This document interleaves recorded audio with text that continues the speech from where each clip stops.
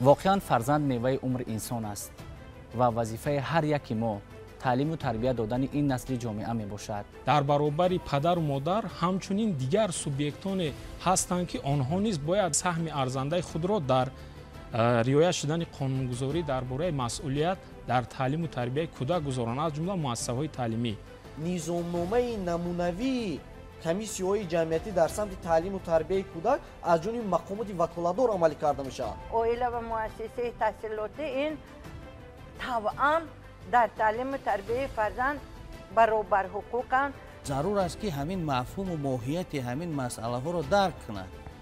وقتی که درک نمیکنه او رو ما میترسانیم، غالب میشود. امروز هم پدر و مادر، هم آموزگار و هم جامعه مسئول هستند.